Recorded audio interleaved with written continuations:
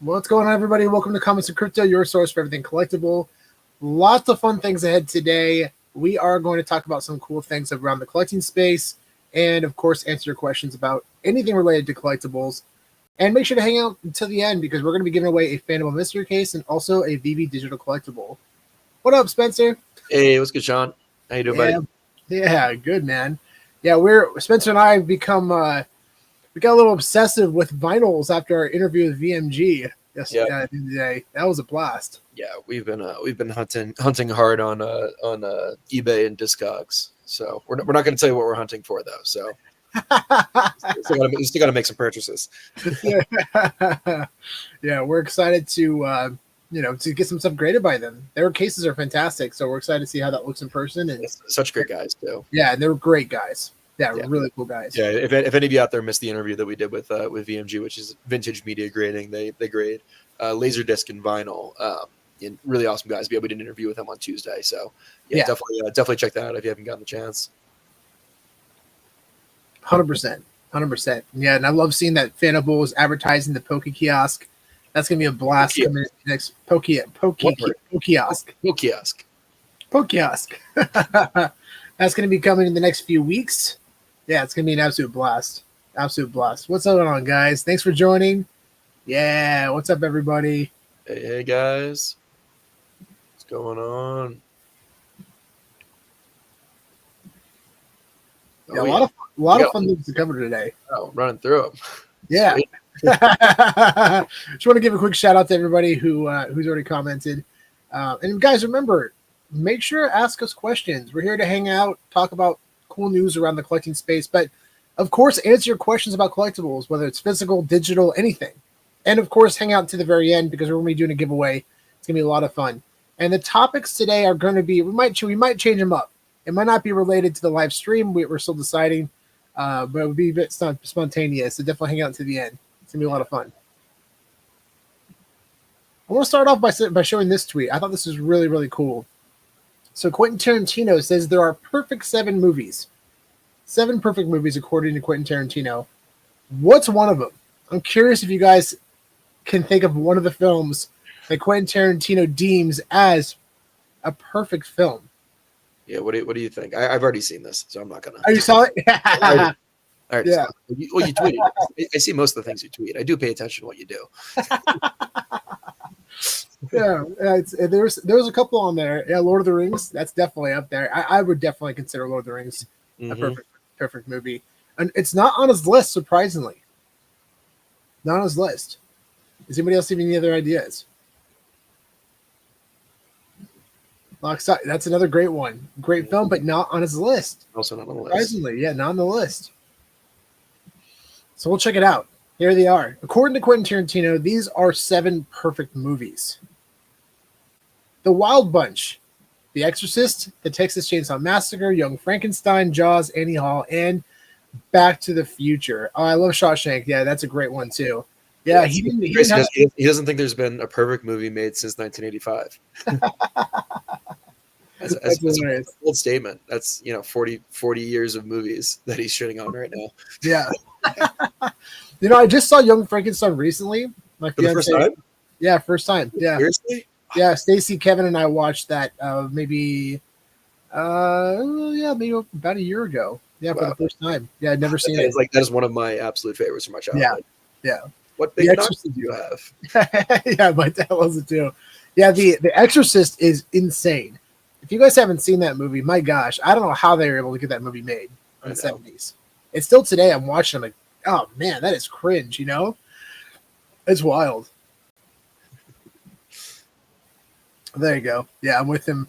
I never saw Chainsaw, but it's very intentionally because I just really don't like horror movies. I don't like intentionally making myself scared normally. That's usually not the goal. Slasher films are kind of tough for me too, but I think if the story is strong, it's okay. If the core foundation of the film is just gore, like Eli Roth, that's kind of his style, right? That's his style of filmmaking, like Hostel, and the Saw films later on became that as well.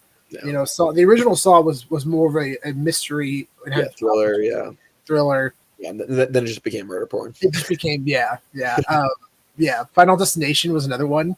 Yeah. But the recent one, I heard the new one was good. Yeah. I heard the new one was really, really good. If you guys haven't seen that one, I'm curious if you've seen that one. That's really, really good one. But yeah, Back to the Future, of course. I've never seen that at all. Did he give his criteria for why he thought these were? No, I mean, I'm sure you can find videos on his descriptions and explanations for it. But yeah, I've never seen Annie Hall. Yeah, that's interesting.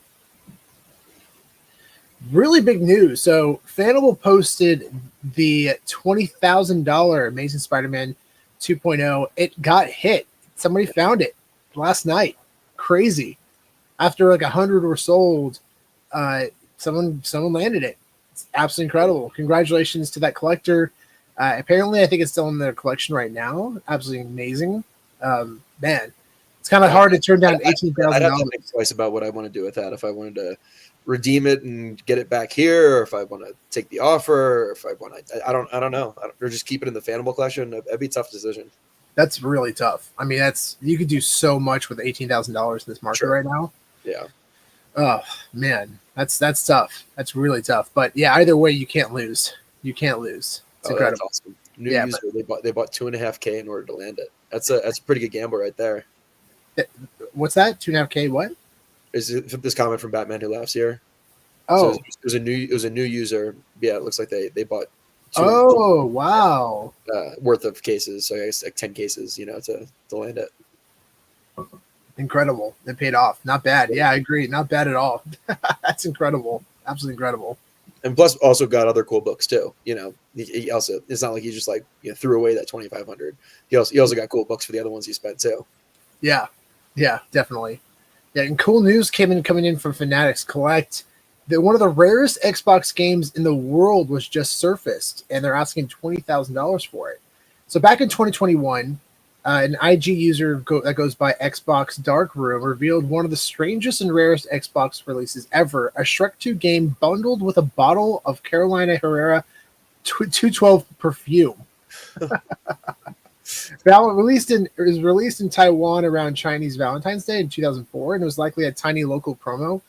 Only one other copy is known and recently spotted by another IG user named Cake Hoarder at a GameStop store.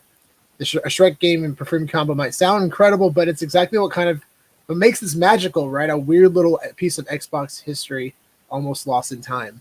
Yeah. Pretty remarkable. I didn't even know this existed until I saw this post, so I thought I had to share that with everybody. It's pretty remarkable. It's so niche. It's crazy. Super cool. There's a completionist out there who has one of every other game and needs to have that in his collection, Yeah, that's for sure. We're going to go over that in a little bit. I believe they're restocked. So yeah, I think they're definitely restocked. So yeah, do you know what the initial amount was when they released it though? Like the total? The initial amount. There was 250-ish, 260, I think. I'm not, or I think how many are there in general? I think it's 250. I'm not sure actually. Yeah, I'm not 100%, but pretty remarkable.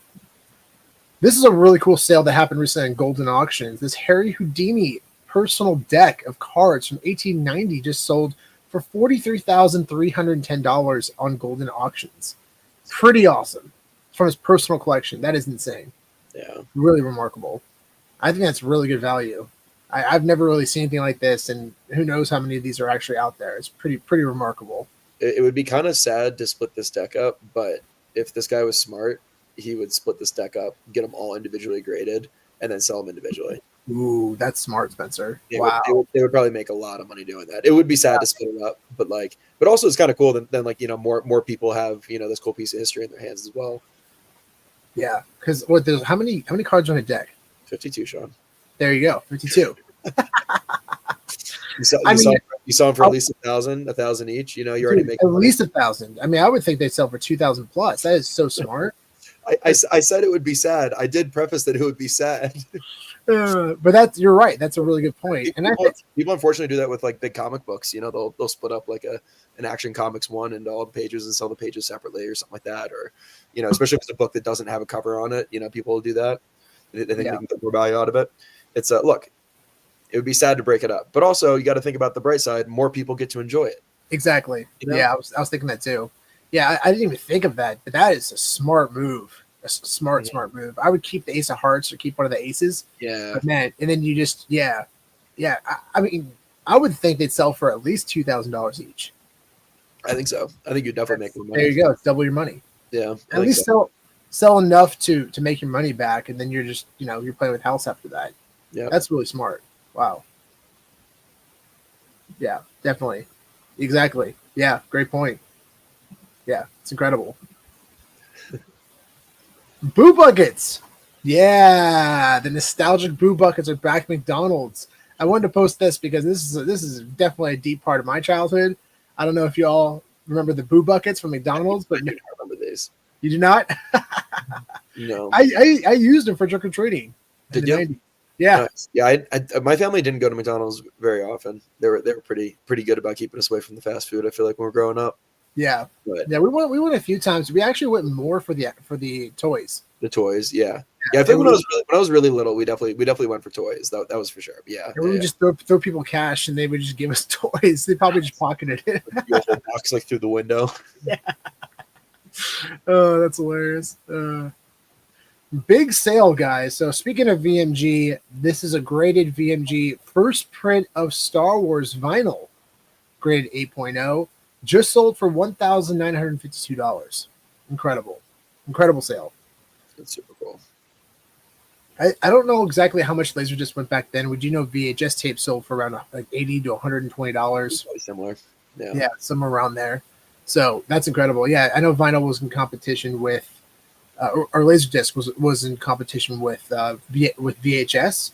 So yeah, they definitely played it up like it was better quality, and very cool to see the sale. Very validating for the Laserdisc market. This is one of the bigger sales for sure. Yeah, really cool. As collector's pieces, these are just so cool because the artwork is so big. Yeah, exactly. Yeah, that's awesome. So this is something I want to point out. We tweeted out this morning, and we want to talk about it a little bit. It's really interesting. This Lion King VHS tape sold for $437 on Golden Auctions just last week, just 5 days ago. Now, on the surface, you think, okay, well, it's a high grade, clamshells. Actually, I got one right here. It's clamshells like this one. Yeah. Unfortunately, it's the person who mailed it to me didn't do a very good job, and it got cracked. That's why I'm actually gonna open it up with Stacy. We're gonna watch it on VHS, and yeah. But what's interesting about this, guys, is we talked about this a lot. The importance of doing your own research, and to point out in the early '90s and 2000s, VHS tapes often included promotional stickers with expiration dates. Why is that important? Well, these dates help collectors identify early print runs and early first print tapes. So for the Lion King, you said early 2000s. They did this back to like the 80s. That they had promotions like this too with stickers. Did yeah, like Batman. Oh, you're right. Like Batman, for example, had like the okay, that's fair. Yeah, the rather, and yeah, like late 80s, like Warner definitely did that too. Yeah, that's fair. Yeah. Land Before Time was 89, so that's a good point. But it was like very late 80s, early 90s when it kind of started. Yeah. So yeah, sure, that's fair. Thanks for nitpicking that, Spencer. But this Lion King tape, VHS tape, we found copies. So we did some research, and we found that some of the tapes had this promotional sticker on them. And if you look at the date at the bottom, it says April 30th, 1995. Well, why is that important? Well, the VHS tape of The Lion King was released on March 3rd, 1995. So about maybe 2 months later, this promotion expires, which means it's very likely, I would say highly likely, that this represents first print tapes. Yeah, and also their intention for doing that is like usually the first run is kind of like the biggest release, and when they're doing the most, when there's most popularity. So that's when those offers are way more applicable because it's on that initial release. Exactly. Yeah, and it says right there, if you look, it says for the first time on video for a limited time only. Very interesting, right? So that kind of continues to validate it. And this one actually has the Disney Store sticker, which I think is really cool too. Yeah. But to add to the point here, this copy was available while this auction happened, right? So what kind of kills me, and we see this often, this tape sells for $437. You can buy a first print tape like this raw in good condition and a higher grade. It was potentially a higher grade. Yeah, we'll dive into this specific auction in a second. But you can find raw first print copies for like $10. Mm-hmm. But this specific eBay item was available during the time of the auction, and it's graded a 9.6, and it's $300 or best offer. $300 or best offer. There you go at the bottom right there. That kills me. Yeah. That's why the VHS Bible is so important.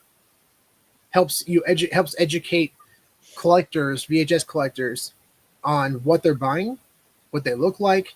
I don't think the Lion King is on there on that website yet. No, it focuses mostly on 80s, like late 70s and 80s stuff. Yeah. There's not really some 90s too, but there's not really much of a focus on anything like this. Yeah, but that helps you understand like what is likely going to be a first print, and this is a perfect example of that. Yeah, and also the type of things to look out, just like in general, like if you're trying to figure out a print, like remembering to check for watermarks or remembering to check, is the seal legit because it looks a certain way, or I mean, just learning the skill of kind of what to look out for generally is just good.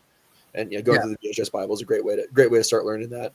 Like it's we did it with Ethan, a couple weeks ago, but we just kind of ran the activity of going through the VHS Bible and going through listings on eBay, and it was great way just to see how to use it. So yeah, definitely check that out. We'll probably do more videos like that in the future though.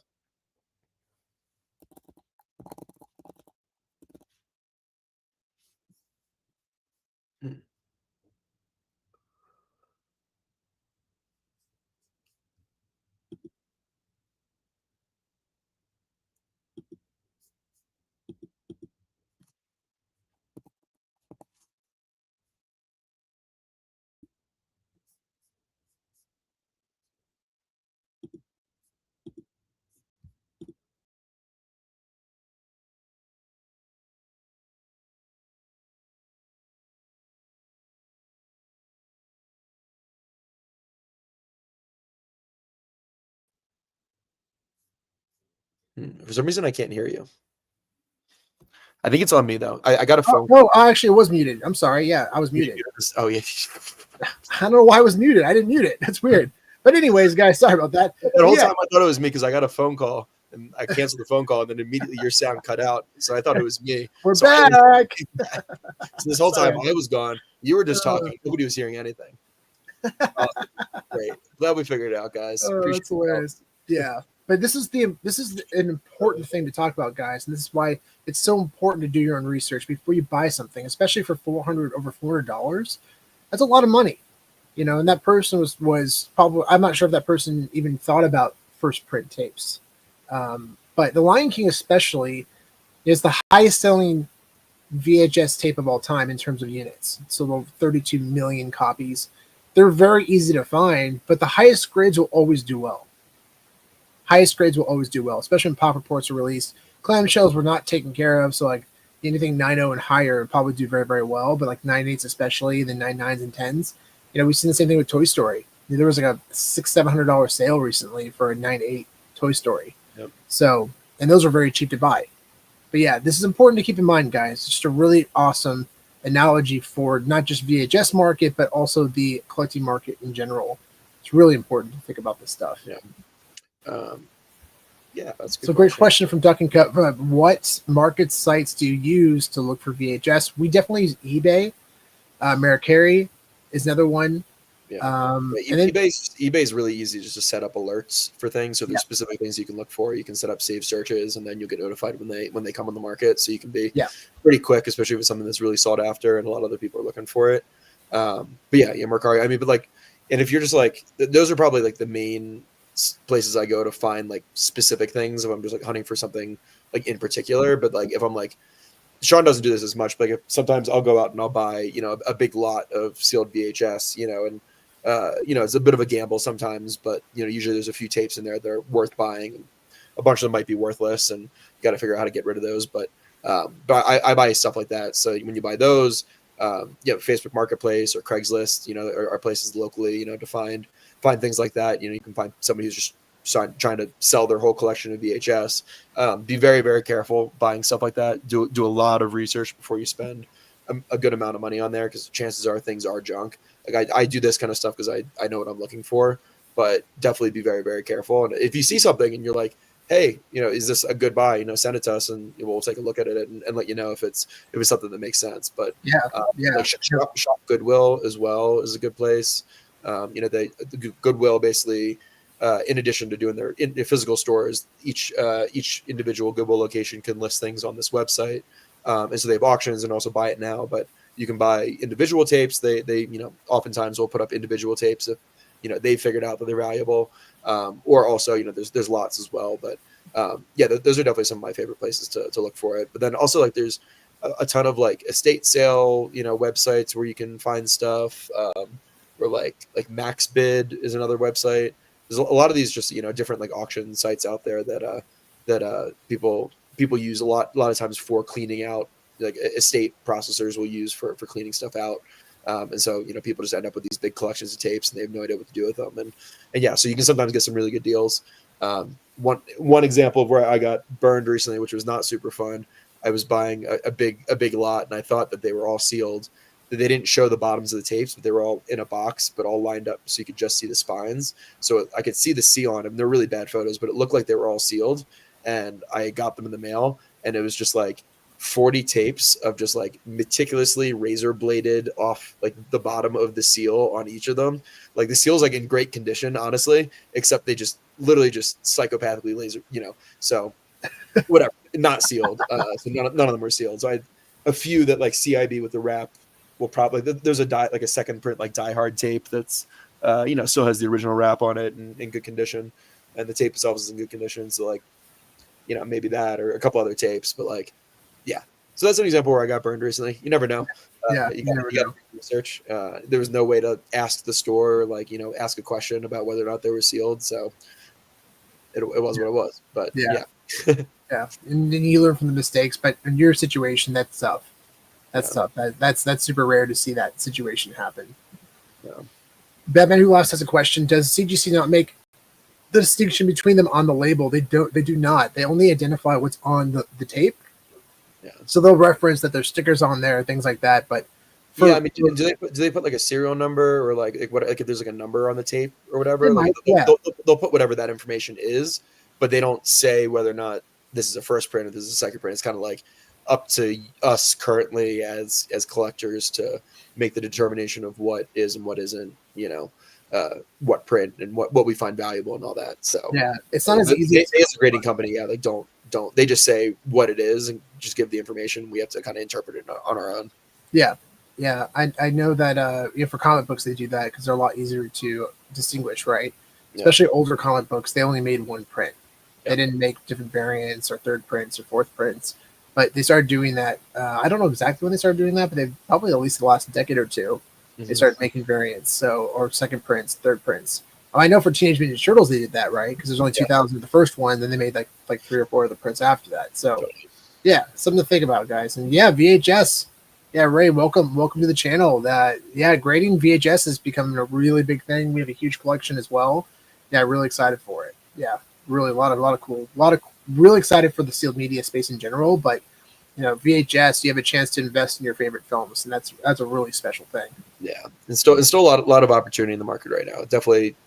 Still able to pick things up for relatively cheap, and you're not totally, completely outpriced on some. Some things might be out of range. Some of these like very unique tapes from the late 70s, and some horror tapes and Back to the Future, and some of these like first print sealed stuff. Those might be out of reach, but there's still so many other things that have so much opportunity in the space that it hasn't fully matured in the way comics have or video games, and so or cards. So it's just because there is lack of maturity means inefficiency and opportunity. So exactly, yeah. And I know that. So another question: the other night you mentioned The Evil Dead by Name. Is that a particular sought after movie?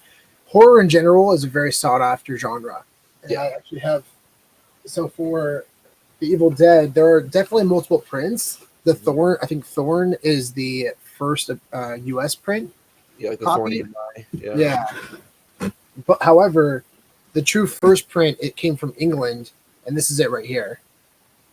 So this came out in 1982, I think. 90, I don't see a date on the back, but this came out in the early 80s, and it was banned for like a year or two, and then it came back. But it was banned in England and it came back, which is pretty remarkable. But yeah, this is what the tape looks like. A true first print, Evil Dead.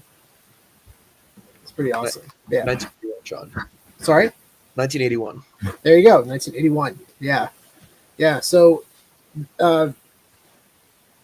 Evil Dead, absolutely. I mean, the Thorn copies, I mean, those sell for thousands. Yep. Yeah. Yeah, and those are, I mean, technically first US prints. They'll sell for a lot, and they're very, very rare. They're hard to find for sure. Just catching up with some of the comments. Yeah, and I don't know. So this is a good comment. I don't know the market for VHS, but I bet Evil Dead does have a market for it as it's a cult following. Yeah, absolutely. Massive. And horror in general has a massive following. And some of the biggest grails are actually movies you've never even heard of. They're these random B films. Yeah. And films like very few tapes produced. Yeah. Yeah. There's one, it's called Tales from the Quadrant Z or something. And that one sold for $7,000 recently. Mm-hmm. And then it's not sealed. It was unsealed and it sold for $7,000 because horror fans.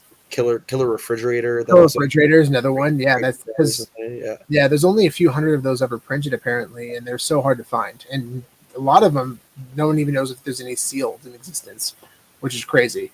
It's absolutely nuts. Yeah. And that's what it's. I was gonna say, hello. Hey. Flex, thanks for joining. And remember, guys, hang out to the very end because we're going to be giving away a Fanable mystery case that we're going to unbox live. And also, we're going to be giving away a VeVe digital collectible. Really excited for that. Yeah. If there's any other questions, then throw them out there. Yeah. And so Duncan Covey says, that's why I'm asking. It's one of my favorite movies. I'm going to start collecting. They'll be top of my list. Yeah. How much can I?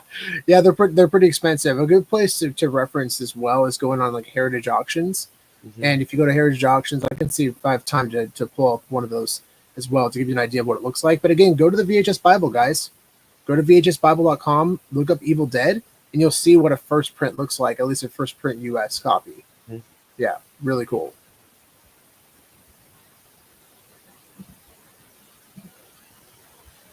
All right, so this is a really cool sale. This is the original cover art for I didn't realize it closed out.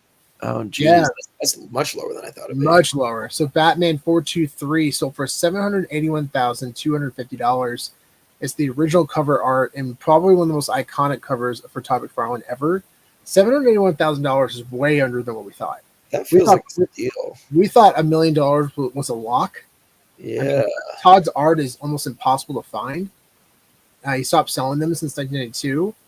And this one in particular is one of his most iconic covers. I mean, this is represents the first digital collectible on VeVe, first appearance of Batman.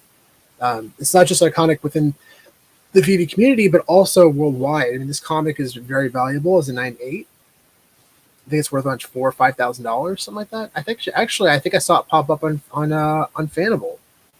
Yeah, let's see. I'm pretty sure it's in the Legendary kiosk. I think I just saw that.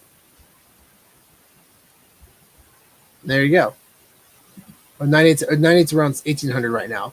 The all-time high was around 4,000. Yeah, 1,800. This is the iconic cover, and there you go. Here's the actual cover art for that comic. Absolutely incredible steal, in my opinion. Whoever ended up buying that's remarkable purchase. Fun discovery, guys. Treasures are out there. This collector found this rare Pokemon base set box at an estate sale for just $2. For $2, guys. That's crazy.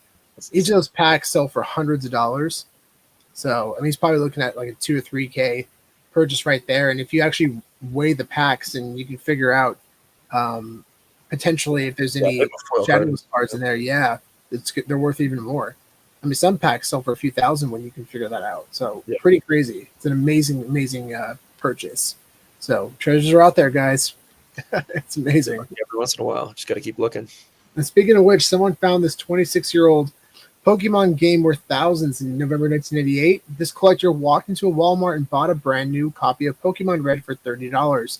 Decades later, they found the sealed copy, which can now go for upwards of $9,000 in good condition. We've seen pristine conditions sell for over $100,000. Over $100,000, guys. Incredible. I love playing this. This is a great game. Yeah. And it's got Charizard on the front. So yeah, this definitely is a very iconic piece and extremely valuable collectible. So Shohei Ohtani continues to impress. Absolute monster. A $3 million offer has reportedly been made by one of the world's top game-worn collectors or jersey collectors to acquire Shohei Ohtani's jersey from his historic playoff game where he hit 3 home runs and struck out 10 batters. Yeah. Absolutely incredible. Yeah, I think it's the only. Holy shit. Yeah. And I'm curious if that person even accepted it. Insane. Yeah.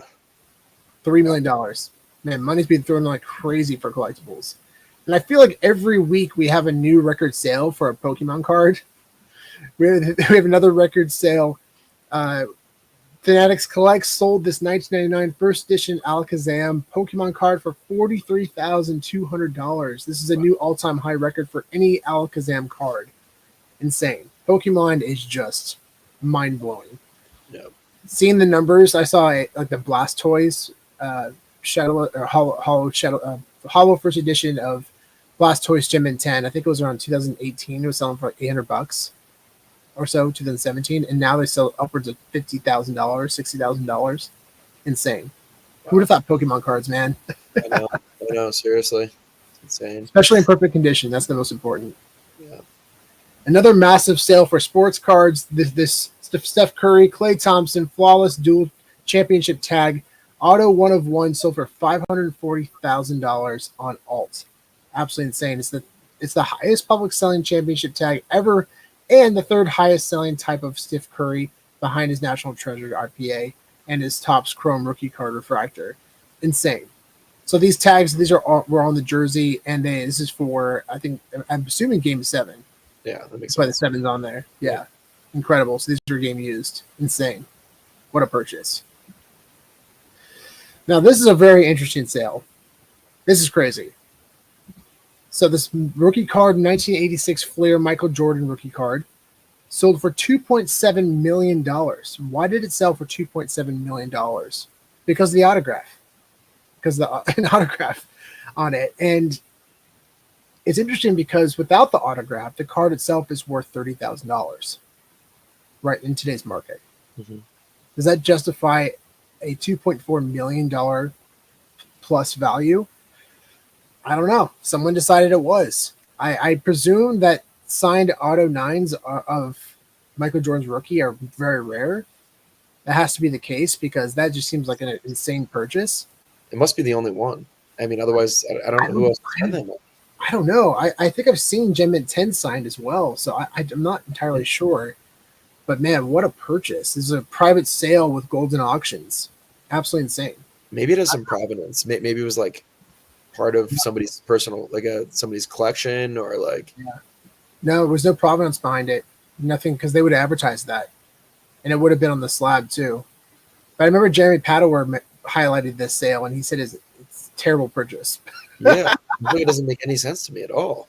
Oh, absolutely insane. Yeah, I don't either. I don't get it. Nobody's autograph is worth millions. Because we saw a pristine 10 of this card, which is a 1 of 1. It was a SGC pristine 10. So far, I think $500,000. Now I would consider that more valuable than this signed card. I would too. Because it's literally a perfect 10. So for context, guys, PSA has a Gem Mint 10. That's the highest. But Beckett, SGC, and CGC are competing with that and making something higher than a Gem Mint 10, which is called a pristine 10. And that's basically a beyond perfect copy of a card.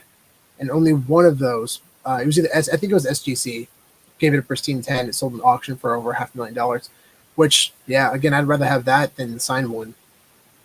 It's nuts. This is really cool. Topps continues to crush it with innovative ideas. This is Cooper Flagg. He's the all-star of rookies right now. Just debuted at 19 years old. He this example shows his first card, rookie card ever. It's not just a first rookie card. This is literally the first ever printed rookie card, and that's why they put a 1 of 1, and it's his first card on it. Super cool. Yeah, so cool. Very innovative. This is going to sell for tens of thousands of dollars, and just because it has that distinction behind it. Yeah, don't let people figure out why it's collectible. Just tell them why it's collectible. Yeah, exactly. Super cool idea, and obviously Topps now has the resources to make that happen, which is really cool. And we're going to go over some other cool things that they're working on as well, including this. So they're also doing, on top of that, they're doing NBA player numbered variations. So based on the jersey number, they're going to have a representation of how many cards that is produced of that variant. So like Wemby, who right now is just, I question if he's even human. This guy is like 7 foot tall and one of the most athletic people I've ever seen. Yesterday he blocked it. It's absolutely insane. He blocked a shot and then ran down the other side and shot a 3 and got a foul and made a 4-point play. The guy is just a monster. I don't know if you guys have seen him. If you watch him on the court, he towers over NBA players. And you see him, you're like, that guy is abnormally taller than everyone else. I remember when he first was coming into the NBA, there was a photo of him holding a baseball, and the baseball literally disappears in his hand. Yep. You can't even see the baseball. He's holding like this. His hands are so big. Like both of my hands are probably as big as his hand. It's absolutely incredible. Absolutely incredible. So, yeah, I think it's a really fun idea too. So, like LeBron James, for example, as number 23, so there'll be 23 of those cards as well. So, another fun, innovative idea by Topps, and it's the first time that they've released because they got the license back from NBA. The first time I think in like 20 years that they've released top cards. So it's really, really awesome. Yeah, showing people that mints matter. Love it. Yeah, and speaking of which, they find VeVe. Yeah, and we've talked a lot bit about the MLB debut patches. This is a really cool concept where they basically put a patch that says debut on the jersey of every rookie, and they wear this during the first game. After the game, a Topps representative goes and takes out the patch, puts it on a card, makes it a 1 of 1, has the player sign it, and you insert it into a pack. And whoever gets it, gets it. Whoever ends it, if Cooper Flag ends up becoming the phenomenon that everyone believes he will, this will probably see $1 million+. And it started off with baseball. We saw with the Paul Skenes card. That card sold for $1 million to none other than Dick's Sporting Goods, and that's now enshrined at their HQ. So we knew that they're going to branch this off into different sports. And NBA was the next one. We're going to see it in football. We're going to see it probably in soccer. We're going to see it in golf. It's going to be nuts. Well, yeah, there's no reason for them not to do it in every sport they can, you know? Yeah. Yeah. Apparently, so they just released these cards. And out in New York, there was a line so long that apparently police had to come and break it up. Wow. They had to break up a line for people trying to buy something. I've never heard of that in my life. Sports cards are absolutely bananas right now. Yeah. And again, we continue with innovative ideas. 3 players are going to wear a gold NBA logo this season. Topps and NBA have partnered on a brand new gold logo NBA Logo Man program, which basically means that these 3 players received awards the previous season. So you have like Rookie of the Year, Defensive Rookie of the Year, Offensive Rookie of the Year, Defensive Rookie of the Year, and then you also have Player of the Year. So Offensive Player of the Year. So they'll have that gold distinction throughout the season, and then they'll take them off, put them in the cards, etc., and make them chasers, which is nuts. Wow. Super cool. Yeah. Topps, man. Well done. Well done. Smart. This is really funny. So this guy named Trent is offering a $5,000 bounty on this 1 of 1 Shai Alexander card. Now, why does he need it? Well, he is actually in the card. He's actually in it. That's why he wants the card so bad. Yeah. I don't know if you should go out and say that you need this card and put a $5,000 bounty on it, because people are definitely going to try to outbid you if you have any enemies. I think This is a 1 of 1 card. Yeah, it's a 1 of 1 card. Somebody retweeted actually, and I don't know who the guy was, and I don't even know if he has any connection to this guy, to the person who tweeted it out. He said basically, I'll pay more just to throw it down the toilet. Oh my gosh, that's so messed up. But yeah, interesting. Yeah, you see right here, it's a 1 of 1. So yeah, now we're gonna have somebody else come out and find like 6 other people find themselves in the photo there, and also say they need it. Yeah, probably. Another $100,000 bounty on this LeBron James 1 of 1 super refractor. This example is a 1 of 10. However, there's a 1 of 1 super refractor for LeBron James. Did somebody put a $100,000 bounty out for it? Is that too high, too low? I don't know. It's nuts. I mean, how many 1 of 1s can be worth 100K plus? You know, it is LeBron James. I get that. Yeah, but it's absolutely incredible. Yeah, we'll try it. He's a Prize Picks content creator. Pretty funny. That's awesome. Thanks, the biggest bro. I appreciate your insight on that.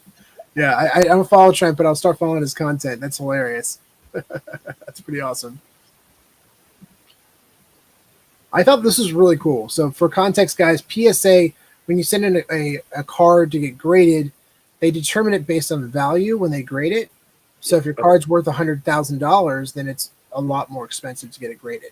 It costs a lot more. And they'll change the price up on you. Yes. Yeah, they will.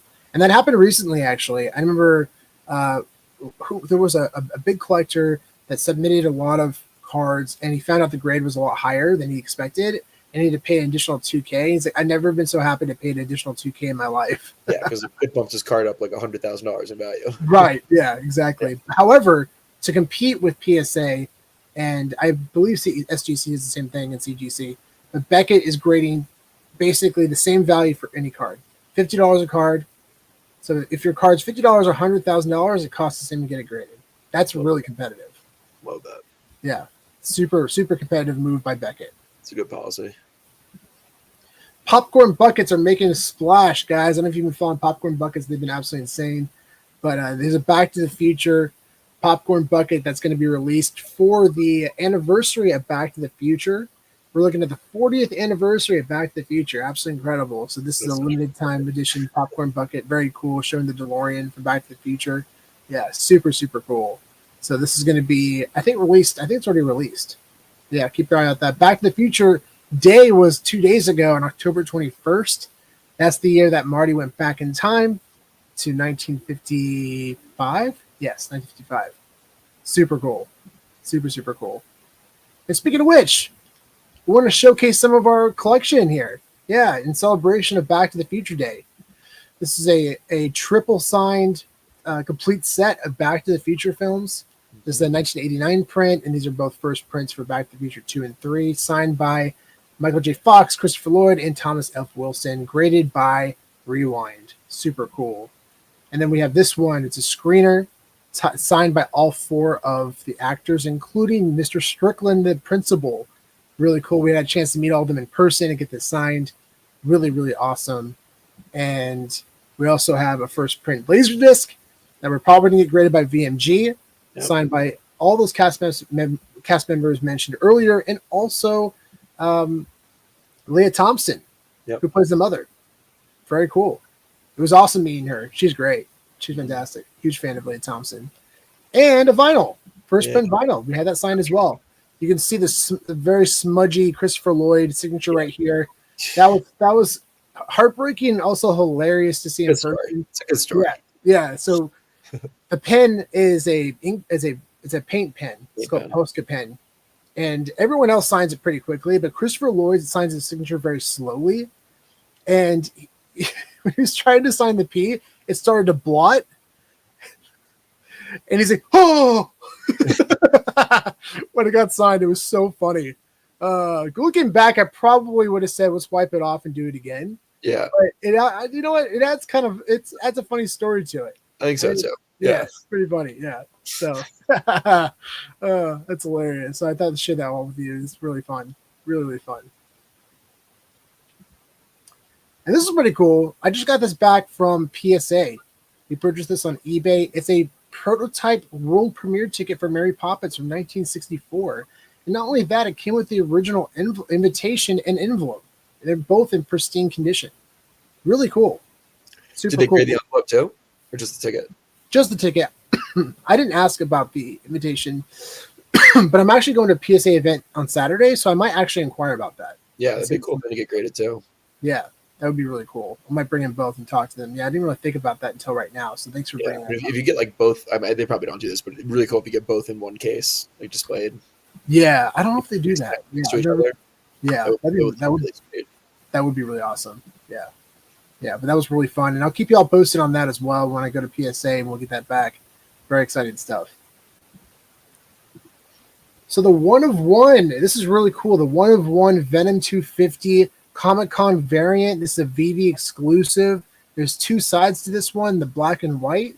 Sold for $6,666 on VeVe. Incredible sale. 1 of 1. Absolutely amazing. And the perfect price to buy it at. Yeah. A lot of people commented on that. Yeah, it was hilarious. Very funny. That was so good. Yeah. That was a really good sale. Very impressive sale. Good to see these 1 of 1s continue to crush. There's currently a Scotty Young original cover as well that's about to be sold. Excited to see that one, where that one ends up. The Scotty Young is super popular. It's a Spider-Man cover as well. Very cool. I want to give a big shout out to Clever Jerk. Clever Jerk 21, a really well-known collector on the VeVe app, has a ton of special mints and has quite a big collection. He ended up purchasing the 1980 common at. As if you don't know, we had a bounty out for this one for $2,000 as well. I think probably the person posted it thinking we were going to snipe it, and then Clever Jerk got it. Which, to be honest, I'm super happy about. That's okay.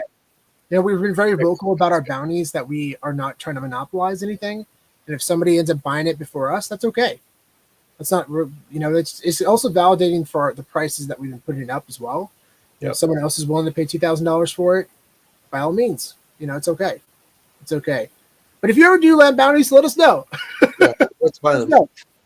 Yeah, I don't think that the rare at the 1980, which is also the last mint number, has been minted. We have a $3,000 bounty out for that one still. So just so you all know out there, that bounty is still active. We do not believe that has been minted, but make sure to always check first to see if it's been minted or not. Yeah.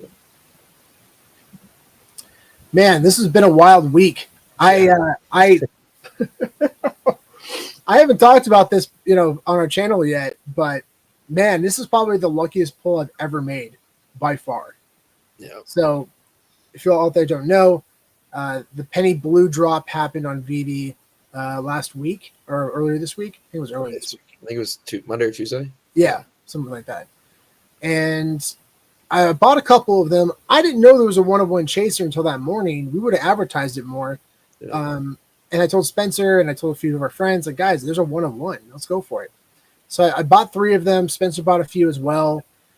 I waited like 10 minutes. I'm like, I'll get one more. We'll see what happens. I'll get one more. And I got it, and it said number 1. And I'm like, wait, what? Number 1? Was that did I land a number 1 for something? And I thought, oh my gosh, was this the 1 of 1? And then I looked, and sure enough, it was the 1 of 1, which is absolutely insane. I couldn't believe it. Yeah, absolutely bananas. Yeah, thanks, man. Yeah. I don't know if I'll ever get this lucky again. At the time, it was 1 in like 2,500. So it was like a 0.00003% chance of landing it. Yeah. Absolutely bananas. Yeah. So apparently I'm going to receive a physical as well, which is a rare version of the secret rare, because everyone who lands a secret rare on the drop is also eligible for a physical as well.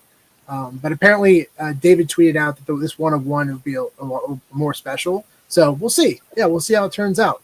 I keep going back and forth whether or not I want to keep it or sell it, or I'm still deciding. I mean, it's really cool because I didn't really know much about the stamp until after I landed it, and I looked it up, and this stamp sold for $200. This exact stamp sold for $210,000 back in 2007. Crazy.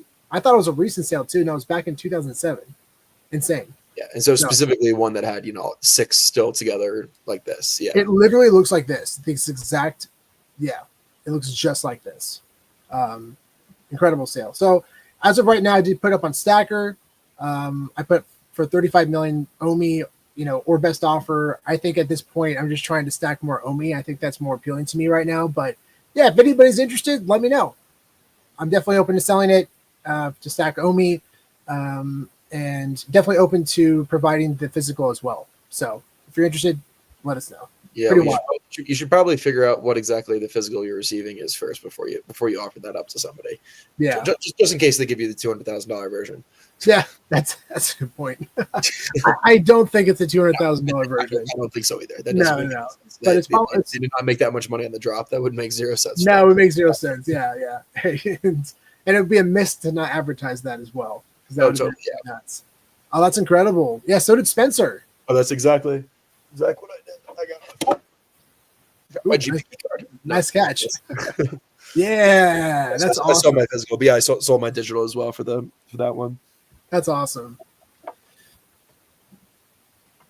Oh, and thank you. I appreciate you talking, VeVe. That's awesome. Thank you very much. Yeah, it's really fun to see these one-of-one chasers in these drops. It's really exciting. It's fun. Yeah, I hope we get more of these. Yeah, I think so. I think it's definitely going to turn a lot of heads. We saw it first with Coca-Cola. They did a one-on-one chaser, and now we saw this one, and we're going to see more of these in the future. I think. I definitely think that's definitely. The Coca-Cola one still hasn't sold, has it? The 101? No, I don't think he ever put it up. Cool. He never put it up. Yeah, and that's the same with me. I'm going back and forth, but I think ultimately, I'm the price of Omi right now is too appealing. It's way too appealing. No, seriously. So yeah, but it's a really cool piece. Yeah. So again, if anybody's interested, definitely let us know. Had to advertise this, guys. What a news today. The announcement of Street Fighter is officially coming to VeVe. That is incredible. This comes shortly after the news of Teenage Mutant Ninja Turtles, which is also going to be released apparently in November. And man, what a stunner. We knew this was coming eventually. We saw I think they promoted some pitch decks that had Capcom in it, and it had the brand Street Fighter, so we knew they had Street Fighter. But this was years in the making. I know. Years in the making, guys. And we're finally seeing the FA of some of the biggest Street Fighter characters, presumably Ken and Ryu. Well, not. I will say not first appearance on VeVe, not first appearance on the blockchain. I still have Street Fighter NFTs on Wax from probably 4 years ago. So same with Turtles. Yeah. So yeah, they both were previously released. So that is an important distinction. First appearance on VeVe, not first appearance on the blockchain. I'm curious how people are going to value that over time. And obviously, we're very bullish on Team NT for a lot of reasons on Wax. But we do know that VeVe's been very vocal about first appearances, and it's a reference to their platform only. So it will say first appearance of these characters on the VeVe app. And yeah, I'm curious how collectors over time will distinguish the two. I think that's really cool. Yeah, if I remember correctly, I think I have some #1 mints of those Street Fighter ones too. Oh, that's dope. Because it was the type of drop where you like combine, so like they're card packs. But then if you had duplicates, you could combine them to like combine it for like the next level, and you can combine multiples to get to the next level. Yeah. I guess I was quickest on a few of them. So I'm pretty sure. That's amazing. That's amazing, dude. Yeah, let us know. I'm very curious. Yeah, what characters do you guys want to see? I mean, obviously Ryu and Ken would be some of the top characters. Chun-Li. But are there any other characters you guys are excited about? I'm very curious. And Duck and Covers pointed out, I'm gutted it's not Street Fighter 2. I agree. That was my nostalgia. I still play Honda all the time, and I just do the hand stuff. That's all I do all day. My good buddy Stanley, he was in. He's an awesome actor, good friend. He was in some films you probably would know, and he's also a competitive Street Fighter. And he plays in the Street Fighter contest. And I remember playing him. Street Fighter player. That's probably a better way to word it. Street Fighter what? He's a Street Fighter player. He's not a professional Street Fighter. Like he doesn't just piss people on the street. Good point. Yeah. But yeah, I was so we were at a house one time and I brought over a little PlayStation 2. Or no, it was Super Nintendo. It was original Super Nintendo when we played Street Fighter 2, and we played him, and all I did was the hand stuff with Honda. It's my go-to, and I beat him, and I looked him in the face and said, 1-0, bitch. I'm never playing you again. Oh, it's so great. I still hold that over his head. That's hilarious. Without you, there would be no Ryu. Let me share my screen. Okay, I'll show off these. Can you see that? There we go. Oh, cool. Yeah. Yeah, but yeah. So I didn't know Street Fighter dropped, man. Yeah, so like I have this like Fang. This is a number 1 mint right here. Yeah, this Nash is number 2. This Rashid is number 1. Chun-Li number 3. Let's see. Wow. And Bison number 3. Ed number 4. So I think I kept all the really low mints, and then I got rid of the other ones. What was this one? This one's Birdie number 2. But yeah, then I still have a few of these packs as well that I never opened. Yeah, that's my Street Fighter collection. That's awesome. Yeah, Blanco would be a great one to see. Mr. Bison. When were these released? Let me see if it says the year when these released. It was a while ago. 2022, 2023, probably. It might have been 21. It was like early Wax days. Yeah. Yeah. Anyway, yeah. And Duncan Cova pointed out, you know, it does suck that it's not Street Fighter 2 representation, but I think they're trying to represent the brand right now and the relevance of today. And I think this Street Fighter game is probably the most recognizable because people are playing it in tournaments. It makes sense. But, you know, at the same time, they're still going to be the characters. It's still going to be a cool representation of them. I'm sure they're going to look phenomenal. We've seen a lot of them 3D models lately have been just stunning. They've been so good. And even with TMNT, you know, I selfishly was hoping to see the animated character models, but the lifelike models are fantastic. We saw it great. Yeah. They look great. Yeah, they look really, really, really good. And I think they're going to release. I think Corey actually tweeted out they're going to release different variants over time.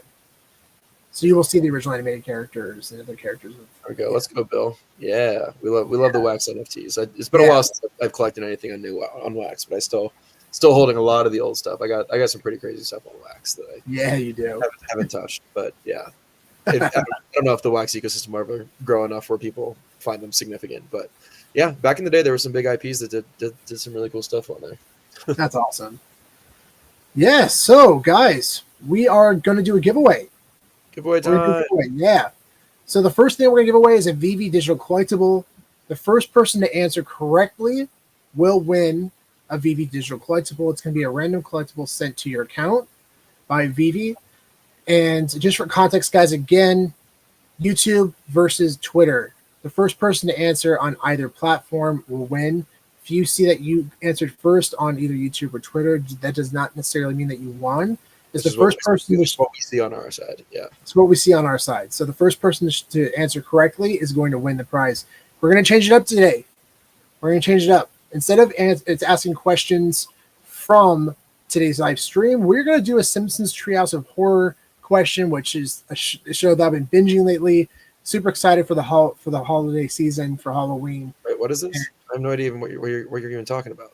What is this? Oh, The Simpsons. Yeah, The Simpsons Halloween Treehouse of Horrors. Oh, got it. Yeah. So every year they come out with an episode. Oh, I don't The Simpsons. Oh man, yeah. So if any Simpsons fans out there, get ready because we're about to ask right now. To win a VeVe digital collectible, you got to answer this question correctly.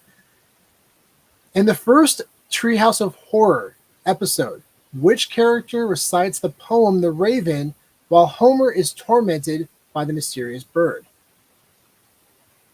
I feel like this is less fair than doing a trivia question for people. What is the answer, guys?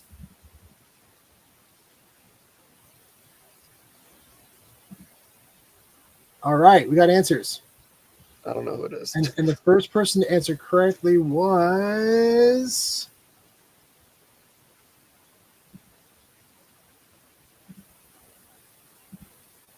Yeah, congratulations. The answer was Lisa. Yeah, that's awesome. Yeah, very, very cool. Congratulations. Lisa, so within the story, it's Lisa who reads the poem aloud to Bart and Maggie as part of the framing sequence. So it was narrated by James Earl Jones, but Lisa reads the story. So congratulations, Aldoredo.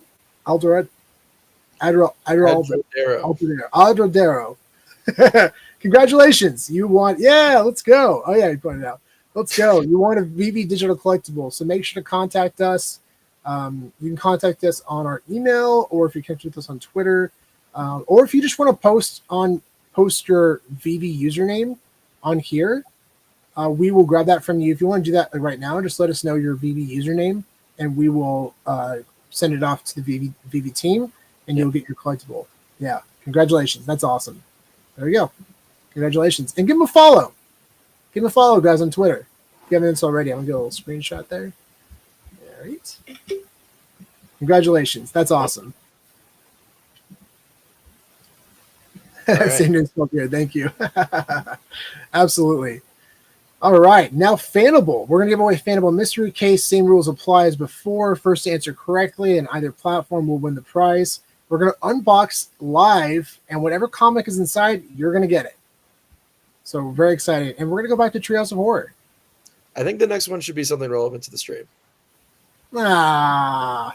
I think we should do something relevant to the stream. For the people who are here and who've been paying attention, I think. Because otherwise it's just people are just researching.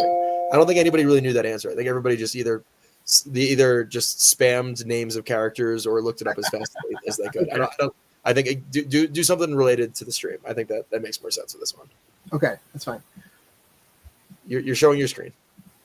Oh, damn it! I thought it was down.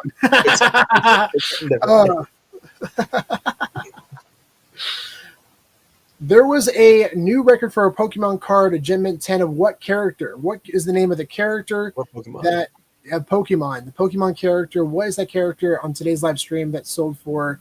There's a Gem Mint 10 that sold for $43,200. If you name that Pokemon character correctly, you are going to win a Fanable mystery case. Oh, I think we got it already. Yeah, we do. Oh, you got it? Yeah. We were both clicking at the same time. There we go. Yeah, Alakazam. Anthony, congratulations. You are the winner of a mystery case. Let's go. Now you can reshare your screen. So now you can share the screen. Yeah. That's awesome. All right, let's go. We had other people paying attention though. Let's go. Nice. Taco wasn't listening. It's okay. You'll get the next one. So we have two mystery cases, 1 and 2.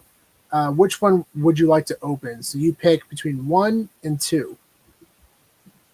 So let us know which one you want to open, and we'll open that one up for you right now.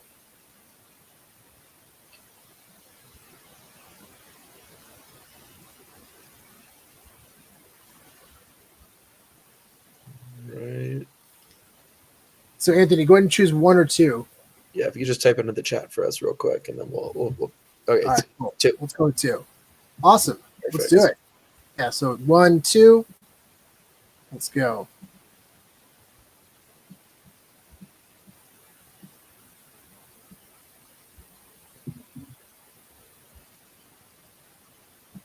Come on. You also seeing a white screen? Yeah, there we go. Okay. All right, we're back in. All right, let's reveal this thing. Best of luck, Anthony. It's a big hit. It's a big hit. Oh, come on, Grail.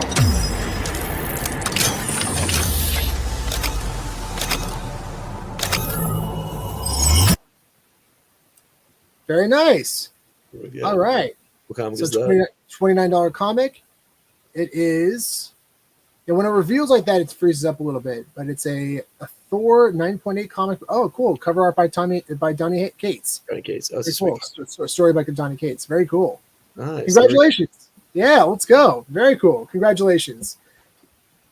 Yeah, it's definitely a very cool unboxing experience. A lot of fun. A lot of fun. And guys, make sure to check out Fanable Kiosk. It's absolutely awesome. It's so much fun. I bought a few cases yesterday. There are definitely, if you guys are new to this, there are different tiers in which you can purchase a mystery case. Somebody yesterday paid $250 and turned it into a $20,000 comic. Mm-hmm. Still have it in their collection. That's wild. Oh wait, did they sell it back? I don't know yet. Oh yeah, I think they ended up selling it back because it's not in the collection anymore. You got it. Yeah. But yeah, there's still some bangers in here. You have a $6,500 comic, $4,000, $1,600, $1,000.